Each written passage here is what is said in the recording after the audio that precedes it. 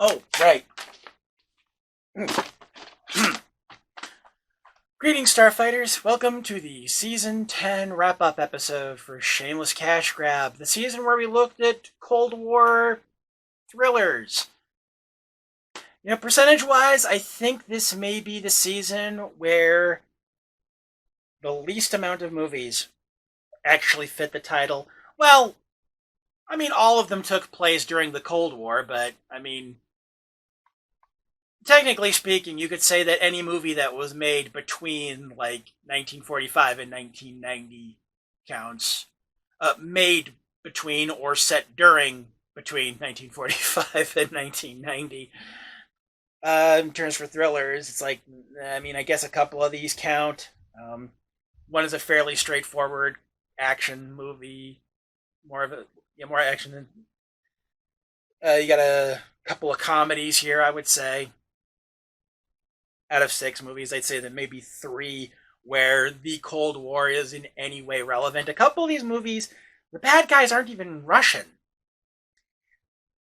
I mean, I could be remembering wrong. It's been a few years, but back when I did season 3, the 20 movie set for the Vampire Collection, I am pretty sure that more than half of the movies had something to do with vampires, and that includes the ones where there weren't any literal vampires in the story, but vampire lore was kind of important to it and stuff like that. But anyway, yeah. Cold War thrillers. Just before we do the stuff here, just a shout out to Tin Lizzie, who I know from a couple of Discord servers I'm on. She was kind enough to do the countdown voice for this season, and I'll say who, and I'll say who did the title card for season 11 when we announce season 11 at the end. Anything else I really want to say before I get into the countdown? I'm gonna let you all know right now. Season 11 will not be starting until August, possibly late August. I'm taking June and July off because summers are generally fairly rough for me, like both emotionally and physically. I do not, and yeah, my weight is definitely a factor, but it's a simple fact that I tend to struggle like with like depression and my temper and my attention span and my short-term memory during the hotter months of the year. Honestly, I think starting up season 11 in August is kind of pushing it, but I think by skipping June and July, I can just sort of build up enough energy for that. I'll put out a couple of low effort videos in the interim, relatively low effort videos in the interim. Maybe I can sweet talk my editor into doing like a little one-off or whatever to fill in, to make sure that content is going up on the channel fairly regularly during the 2-month break from Shameless Cashgrab. But yeah, okay, let's go ahead and start the countdown with number 6, Man on a String. I will say this for Man on a String. It is not, by any stretch of the imagination, the worst movie I have watched for this show. It is the worst movie in this set, and I'll get into that in a second. But, I mean, there are movies that are like, that don't take the worst in set title at all. They're like maybe like second or third, or sometimes even fourth from the bottom of the rankings that are worse than this. But it's still not great, and I think what ultimately dooms it is how, at least to my ear, lifeless and often repetitive the narration got.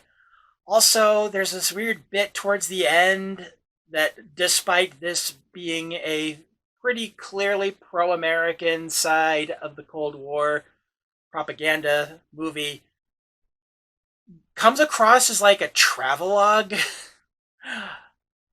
of Soviet Russia, of Moscow in particular, kind of portraying it as like a tourist destination, which, I mean, okay, look, a lot of the stuff that Western powers said about the Soviet Union during the Cold War was just not true. Some of it was. It really sucked if you were gay Jewish or Ukrainian, but it wasn't like, the absolute hellscape that would often get portrayed as in Western media. So to an extent, I kind of appreciate that they didn't do that in the movie, but at the same time, the movie kind of undermines its own point while it's doing that. So I mean, I feel weird criticizing it for that, but I'm trying to judge the movie as a movie, and in that sense, it was weird. Uh, One definite positive I will say for this movie, though, I think Ernest Borgnine did a really good job in it, and I think he has often gone underrated as an actor because of how, well, frankly, how stupid much of the filmography and like the latter half of his career got. But he showed why he lasted in this business as long as he did with this movie. So if you're an Ernest Borgnine fan, I'd say go ahead and watch it. But that's honestly the most praise I feel comfortable giving it. Number 5. Hammerhead. Hammerhead is a confused, not a confusing movie, a confused movie. Because, I mean, maybe if I was the kind of person who did research on these movies before I talked about them, I'd know the answer to this. But from where I was sitting while I was watching it, the movie couldn't really seem to make up its mind if it wanted to be a ripoff of the James Bond franchise or a parody of it. And it kind of swept back and forth between them and consequently failed as either. And here's the thing, it's entirely possible to do a ripoff and still have it be good in its own way. I think like the uber examples for that would be the Saints Row video game franchise and the Band of the Monkeys. I suppose I should elaborate on that. Well, Saints Row, ripoff of the Grand Theft Auto series, but honestly, I like it way more, especially in for 2, 3, and 4 when it kind of started to do more of its own thing, lean a lot more into the ridiculousness. Not that GTA doesn't have its ridiculous moments, but it doesn't really quite lean into them in the same way. And with the Monkeys were really created to sort of fill a void as the Beatles were moving from their guitar rock phase into their experimental phase. And this might get me lynched by some music fans, but it's like just judging them solely as guitar rock bands, just not the whole of the Beatles, just their like earlier guitar rock stuff compared to the Monkees. I think the Monkees are better. Sorry for the tangent. Yeah, the point is, maybe if it had been one or the other, I think I would have liked Hammerhead a lot more. And since I seem to be in the say something nice about the movies that I'm criticizing today mode, the villain death, the death of the villain at the end was mostly satisfying. I think it could have stood to be bloodier, to be honest. But as it is, I didn't mind it. I do think it. Again, if it had been able to make up its mind about being either a parody or a ripoff, I think the whole relative ineffectualness of the hero could have been a lot funnier than it was. As it stands, I'm not sure that was actually on purpose, and that's why I rank this movie as low as it is. It really needed to be one or the other, a ripoff or a parody. Number 4. The Executioner. Ironically, for a movie called The Executioner, what ultimately dooms this movie is its execution of its tropes, of its filmmaking techniques. A lot of the things this movie does on their own are not, by any measure, objective or subjective, whatever, are bad. Nothing wrong with flashbacks, nothing wrong with slow motion, nothing wrong with nothing wrong with the protagonist not being 100% likable. But the movie doesn't really do any of them very well. I mean, I've seen worse, certainly, and not just for this show. I mean, just like in general. But the decision to have to denote the flash that we were entering flashbacks with sparkles, that was a really weird choice considering the genre of the movie. I think the movie wants us to really actually root for the couple that are together at the end, despite the fact that they are neither of them are particularly great people, and I don't think they're really great together either. Bird in the driveway. And there's this one little part of the ending that one little part. Okay, turns out that was not a bird. That was an Amazon delivery. Okay, not for me. I haven't ordered anything for a while. Where was I? Right. There was a little bit towards the end that references something from the beginning because it's one of those movies where they kind of show you the ending first, or at least part of the ending first, and then show you how you got there. There's a line from the beginning of the movie that's technically the end of the movie that honestly makes no sense until after we learn something that happens after the ending. I went into it in the episode itself. I'm not going to really relitigate that here, but yeah, I mean, it's like I'm not gonna anti-rec it. I'm not gonna tell anybody to avoid it. But then again, I didn't really say that about the two movies that ranked lower than this either. So that's not particularly noteworthy, is it? Number 3. The Deadly Affair. The Deadly Affair almost works. I think it maybe was just made at the wrong time. I think if you were making a movie like that today and were a little bit more willing to explore the main character's open relationship, maybe kind of dial back the browbeatenness about it. And I mean, I kind of like how at the end when he's confronting the villain, his anger at him is not hey, is not you slept with my wife. It's that you lied to her to sleep with her, and that's I think there's a great movie in there. I just don't think we got it here, and I don't think we could have, considering the era it was made. I don't think you could have made the kind of movie that this, in my opinion at least, deserved to be. I haven't read the book that it's based on, so I mean, maybe I'm completely off base here. I don't think you could have made the movie that this deserved to be in the 1960s. I think you maybe could make it today. I mean, it would still, you'd have to have, everything would need to fall into place. Of course, you have to have the right cast and the right director. Although this is not to knock this film's cast, I think everybody did a pretty okay job. I have no complaints about the acting in the movie at all. It wasn't, it could have been, it was okay. It's okay. That's the Deadly Affair for you. It's okay. Number 2. A Dandy in Aspic. A Dandy in Aspic, it's much like the Deadly Affair. It's okay. I think it's slightly better in terms of the fact that actually making who ultimately turns out to be the bad guy of the movie actually be the protagonist, the person we're following most of the time.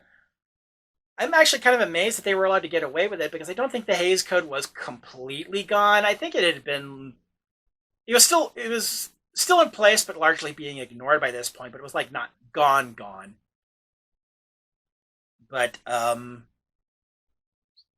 yeah, and honestly, having the fact that can anyone really say that there were good guys in this movie? I don't think you could. I think it's actually a point in the movie's favor, though, honestly,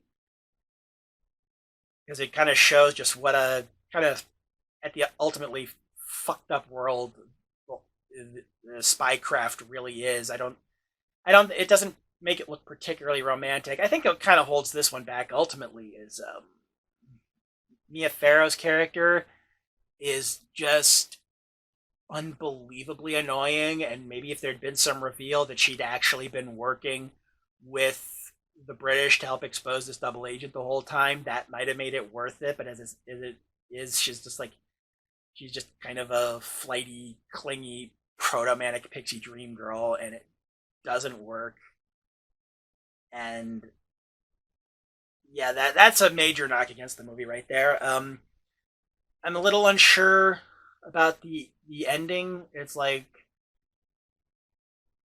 why did they let him have a gun if they were about to bring him in? That was, they didn't even try to take it away from him. It's like, were they kind of hoping that he and the one agent who wasn't actually told that he was a double agent, were they kind of hoping that they'd kill each other? Because I mean, the guy, the one played by Tom Courtenay, who apparently my audience is a big fan of, considering that the first and third highest rated videos of this season by a wide margin are for movies that Tom Courtenay was in. Uh, were like the British agency kind of hoping that the main character and Tom Courtenay's character would kill each other, you know, get rid of a double agent and a belligerent dick all at the same time. I mean, if that was the case, they should have made it clear, because honestly, I think that might have actually gotten this movie bumped up to #1. I would have appreciated that. But the twist is very well handled, actually. I was a little bit surprised about that myself. I was wondering where a lot of this stuff was going. Um, damn, the more I'm thinking about it, the more I'm kind of starting to wish I'd put a Dandian aspect at #1, but the audio for this is already recorded, so let's move on to #1, which by process of elimination you all know is... Number 1. Otley. Much like The Deadly Affair, I think Otley could stand to have an updated remake. I think removing the a little bit out of nowhere and honestly kind of pointless bit of anti-Japanese racism coming from the main character. I mean, it's like one line, and it's easy to forget if you're not paying attention. But it kind of, it's like, ooh, didn't need that.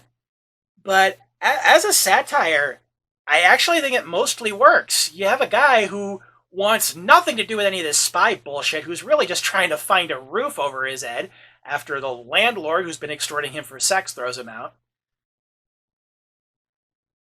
I think of the two Tom Courtenay performances we had this season, this one's definitely the better of the two, or at least I like it more. I'll leave it to any of you who might have seen both movies to decide for yourself which of those is more relevant. But for 1960s comedy, a lot of the jokes hold up surprisingly well, especially since a lot of them don't. Very, very few of them, shockingly few perhaps, rely on any sort of racial or gender stereotypes. And the fact that honestly, so much of how the main character of this movie doesn't die comes down to pure dumb luck. And the fact that that was clearly deliberate. This was not an example of writers saying, it's like, you know what, let's just hand wave that he survives and hope that nobody cares. Him being incredibly lucky is kind of part of the point. It's described as like a major aspect of this character's life, even like before the events of the movie. And it's implied that that's going to be the case for his life after the movie as well. So that all works. Again, this, much like with #3, The Deadly Affair, I would love to see a modern take on this story. I think you could do something really great with it. You could even have it set during the 1960s, and it could still be quite funny. As it stands, it's the best movie in the set. Now, as best in set movies go, it's like I wouldn't say it's as good as, say, like Slipstream or Last Man on Earth, or maybe not top 3, but maybe top 5. Maybe. I'd have to think about that some more. I probably should have thought about that before I started recording this. This is going to be one of those times where the fact that I don't script the wrap-up episodes is kind of going to bite me in the ass, isn't it? Okay, well, that's it for Cold War thrillers from Mill Creek Entertainment. Only tangentially Cold War, and not that many thrillers. But, it is what it is. So, I don't know why I did that. Next season, something I've actually been wanting to do for a while on this show, but for various reasons it just kind of kept not happening, is I wanted to do an actor-focused set as opposed to like a genre or theme. And Last season, I almost bought the Salma Hayek collection that they have on Mill Creek Entertainment, but you may know that I don't really do a lot of deep dives onto these things before I buy them. I just take quick glances because I want to go into these movies as blind as I can manage. But it just so happened that while I was looking at the page for the Salma Hayek collection, I noticed one of the movies on there had Jared Leto in it, and no. But I did find one that I'm willing to try. The actor does have a bit of a reputation of occasionally being rude to fans, which kind of sucks.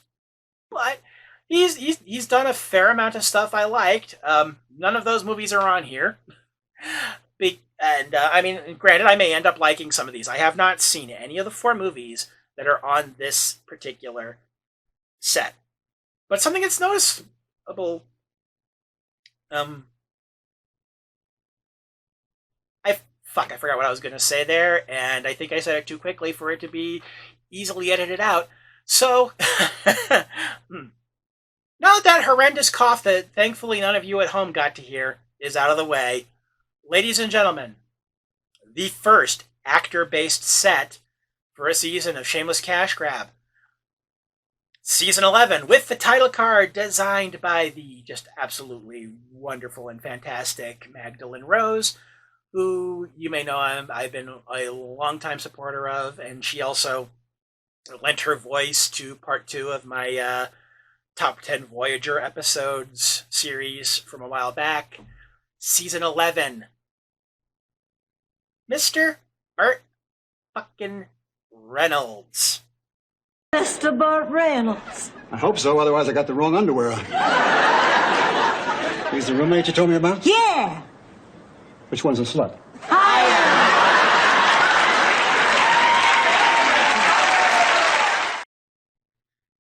See you in August, folks.